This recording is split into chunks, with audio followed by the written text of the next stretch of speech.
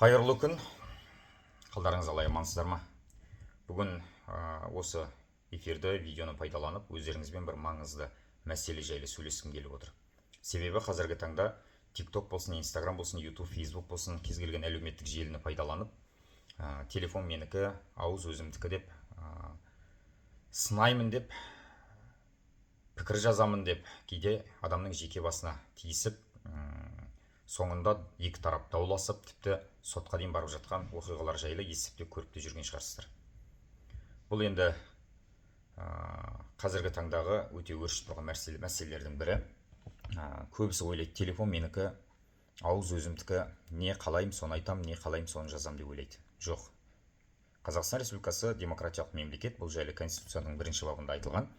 Бірақ демократиялық мемлекет сөз бостандығы бар екен деп, басқа біреудің ар-ожданына, жеке басына, оның тіліне, дініне, ұлтына, жынысына, әлеуметтік шығу тегіне байланысты кемсітуге жол берілмейтін мемлекет екендігі айтылады.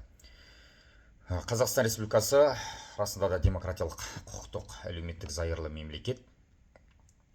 Енді ешкімді жынысына байланысты, жаңа айтқандай, әлеуметтік жағдайына байланысты, шығу тегіне байланысты, ұлтына байланысты және дініне байланысты ешкімді ешкім кемсітуге жол берілмейтіндігін заңда тайға таңба басқандай көрсетілді. Енді басқа мамандар шығып, жынысы жайлы, ұлты жайлы, тағы да басқа мәселелері жайлы кемсітуге болмайтын туралы айтар, бірақ мен енді қазіргі өзекті мәселелердің бірі болып тұрған дініне байланысты кемсітуге болмайтын туралы бірнеше мәселені қозғап кеткім келеді.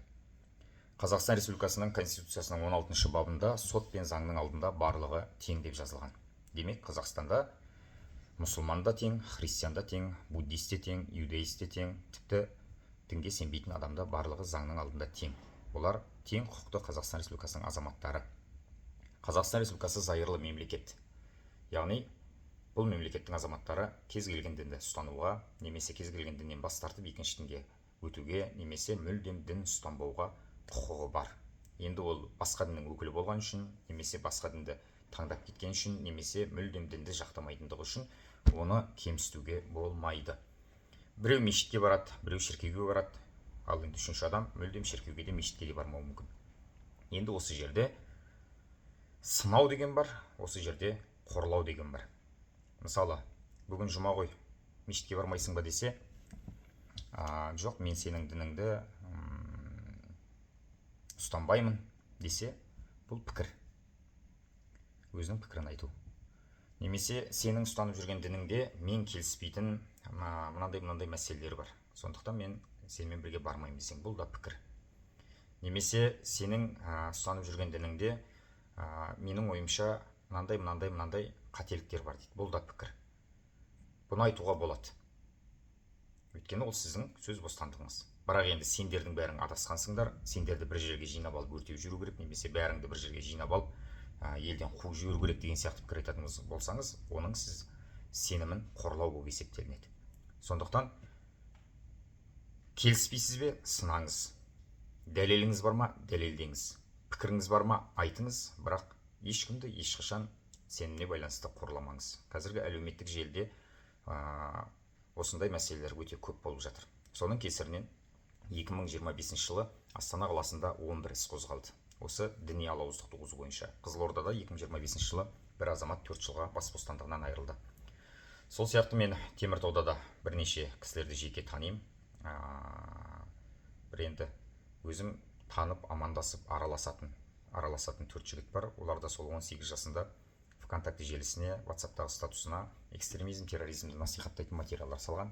Кейін ұлттық қауіпсіздік комитеті бұл жайлы ескертіп, енді оның жасын ескеріп, бұл заңға қайшы әрекет, бұл заңсыз әрекетті әрі қарап жалғастырмаңыз десе, бәрі тыңдамайды. Бұл менің өзімнің жеке парақшам, өзім білем деген сияқты. Енді ол бірнеше рет қайталанғаннан кейін сот алдында жауап беріп, 4 жылға бас бостандығынан айырылып, 22 жасында міне бостандыққа шығып отыр. 4 жылы босқа кетті, қаншама өкініш өмірінде. Енді қара парақтар бар тарихында. Осындай мәселелер болып қалмау үшін пікір жазбас бұрын ойланыңыз. Бір 30 секунд ойлансаңыз жетеді. Мен сынайын деп жатырмын ба, әлде қорлайын деп жатырмын ба деп. Бұл маған қажет пе деген сияқты.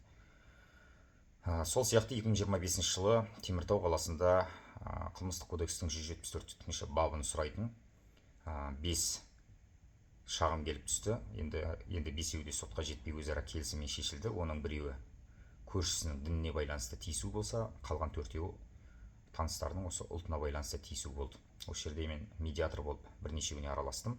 Кейін екінші тарап ақталу үшін мен ол сәтте ашуланып тұрған едім.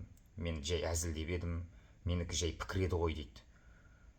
Бірақ сен ашуланып тұрғандың, немесе заңды білмегендігің, немесе әзілдеп айтқаның, ол заңның алдында екінші тарап кешірмесе, ол ешқандай ақталу болып саналмайды. Сондықтан барлығымыз заңды білуіміз керек.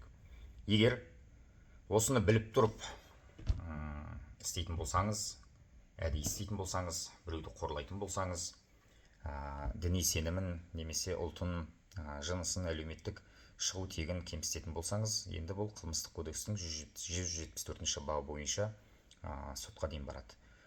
Енді ең жеңілі айыппұлмен құтылуыңыз мүмкін. Бұл айыппұл қанша?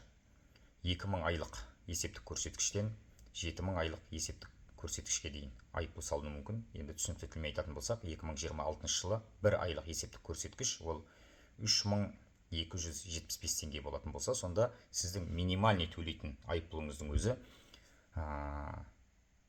8 миллион 650 мыңнан басталып 30 миллион 275 мың теңгеге дейін айыппұл салыну мүмкін. Енді бұл аз ақша емес. 8 миллион 650 мыңнан 30 миллион 275 мыңға дейін.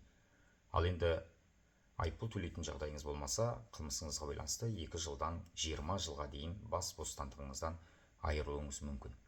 Сондықтан ауыз өзімдікі, телефон менікі деп және сурет салып қоймасам болды, өтірік фейк парақша ашып қойып, аузыма келгенді айта берсем болды деп ойлайтын кісілер қатты қателесесіздер.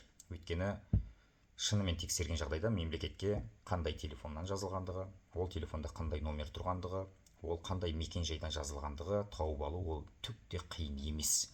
Сондықтан пікір жазбас бұрын ойланыңыздар.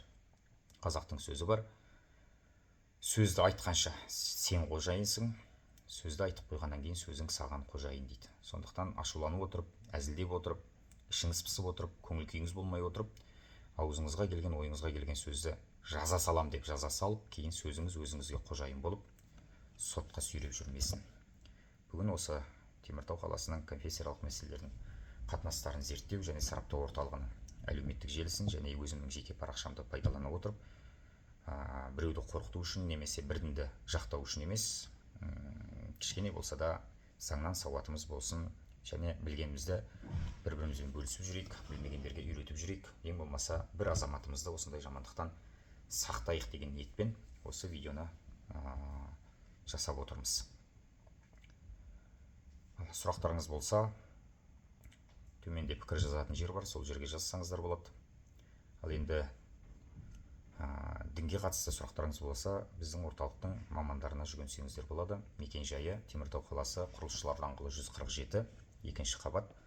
Сол жерде білікті мамандар сіздердің кез келген сұрақтарыңызға жауап беруге дайын. Келесі эфирде жүздескенше аман сау болайық.